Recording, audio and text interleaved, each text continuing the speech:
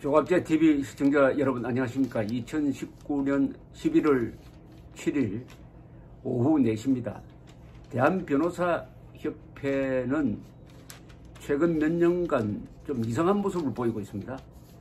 국민의 인권 보호가 이 협회의 존재 이유 중에서 가장 큰 것인데, 이상하게 이 우파 인사, 자유진영 인사로 불리는 사람들의 인권 침해에 대해서는 침묵합니다.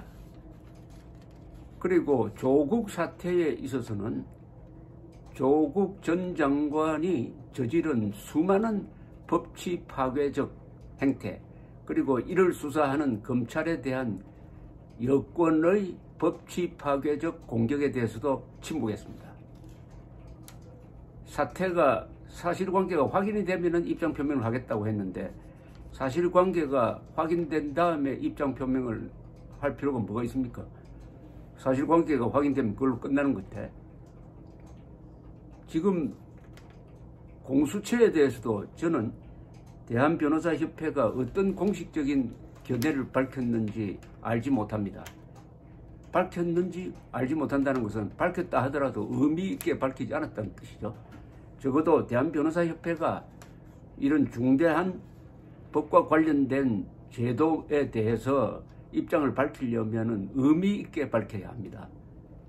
그런데 다행히도 대한변호사협회 회장을 지내신 하창우 변호사가 오늘 문화일보의 오피니언란에 공수처 선동 국민 기만극이다 라는 아주 강경한 칼럼을 썼습니다. 제가 읽어보니까 이 공수처, 이른바 공수처고 고위공직자 범죄수사처죠, 공식 명칭이. 여기에 대해서 전문가가 비판을 한 글 중에 특히 허영 헌법학 교수가, 그리고 하창우 변호사협회 회장이 지적한 것이 아주 무게가 있습니다. 핵심입니다. 허영 교수는 헌법적 근거가 없다는 겁니다. 공수처는 헌법에 근거를 두고 있는 검찰총장과 검사와 별도의 검찰인데, 어떤 면에서는 오히려 검찰총장을 타고 누르는 그런 기구가 되는데, 헌법적 근거가 없으니까 이것을 논의하는 것 자체가 헌법 위반 행위다. 국회는 논의를 중단하라고까지 이야기를 했습니다. 헌법적 근거가 없는 단체는 불법단체입니다. 불법단체. 이건 만약 해가지고 국회를 통과한다면은 이 국가가 불법단체 만드는 거예요. 불법수사단체를 만들어서 공무원, 고위공직자를 수사를 한다? 불법수사단체예요. 불법. 뭐 유령단체라도 볼 수 있겠고, 정권 직속의 불법수사기관을 만든다는 겁니다. 우리 하창우 변호사협회 회장 이야기도 같은 맥락이에요. 이분이 이렇게 썼습니다. 피 흘려 얻은 민주주의가 집권 세력의 장기 집권 야욕에 독재로 회귀할지 모를 시련에 처했다. 고위공직자 범죄수사처 설치 및 운영에 관한 법률은 헌법의 근간을 무력화할 수 있는 위험한 법률이다. 공수처는 헌법에 근거가 없는데도 헌법의 수사기구인 검찰을 조사하는 상위기구로 만들어 태생부터 위헌성을 안고 있다. 현 집권 세력은 이런 위헌성을 무시하고 검찰개혁을 명분으로 고위공직자 범죄수사처를 설치를 강행하려 한다. 그러면 이거는 일종의 친위 쿠데타라는 이야기입니다. 왜냐하면은 헌법에 없는 불법기구를 만들어가지고 헌법에 있는 검찰을 사실상 지휘하든지 아니면은 타고 누르는 그런 기구는 자연히 정권 보위 기관으로 바뀌고 독재 수호 기관으로 바뀌는 거죠. 아주 본질적인 문제를 제기를 하고 있습니다. 검찰의 수사 행태를 보면 무엇을 개혁해야 할지 알 수가 있다. 대한변호사협회가 2016년부터 해마다 발간하고 있는 검사평가 사례집에 수사 실태가 생생히 드러나 있다. 가장 큰 문제는 하명 수사다. 명령을 내려서, 위에서 명령을 내려서 하는 수사가 문제라는 겁니다. 권력이 검찰을 부하처럼 부리는 악습은 이 정권도 못 고치고 있다. 대통령이 검찰의 장자연, 김학의, 버닝썬 사건을 엄정히 사법 처리하라고 지시한 것이 그 예다. 이것뿐이 아니죠. 박찬주, 공관병 이른바 갑질 사건, 사실이 아닌 걸로 밝혀졌지만 또 있죠.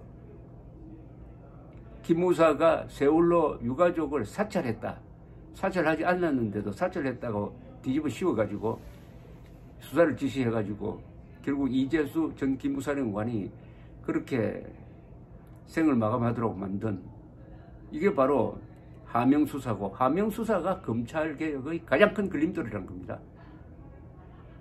검찰에 전 정권의 적폐를 청산하라고 주문한 것도 마찬가지다. 다른 유형은 강압수사와 인권침해 수사다.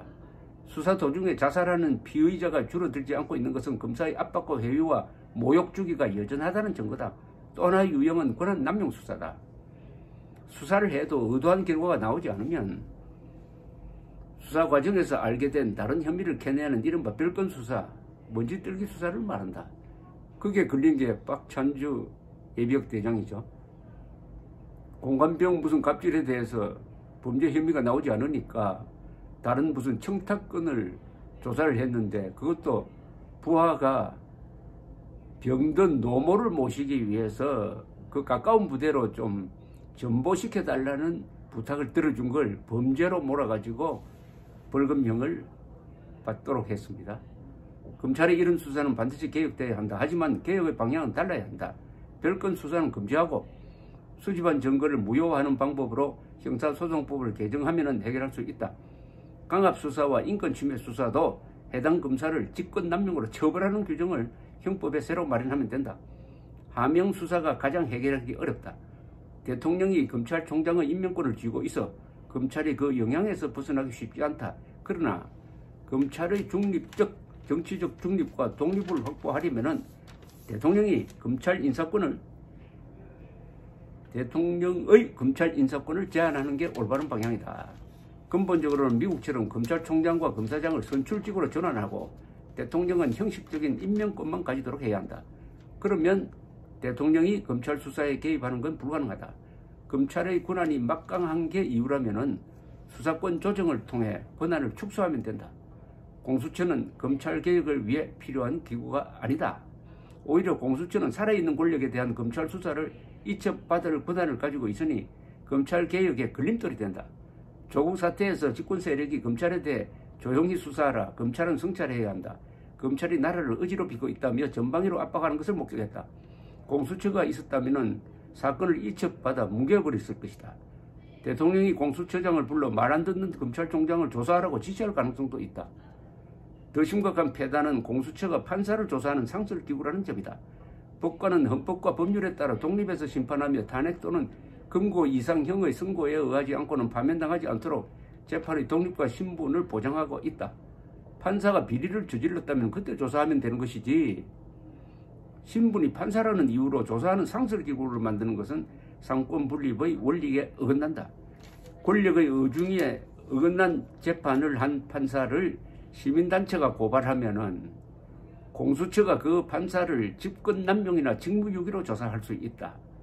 판사마저 권력의 입맛에 길들게 될 것이다. 법무부를 장악하는 것이 시간 문제다. 또 공수처가 설치되면 판검사의 비리 정보를 입수한다는 구실로 판검사 사찰기구로 전락할 위험도 있다.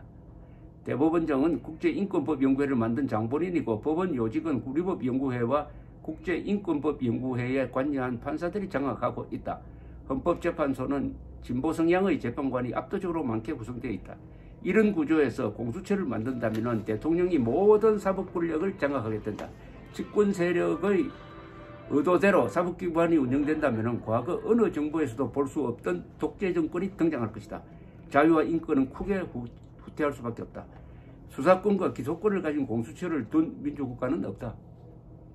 검찰개혁을 내걸고 공수처가 필요하다고 하는 건 국민을 속이는 일이다.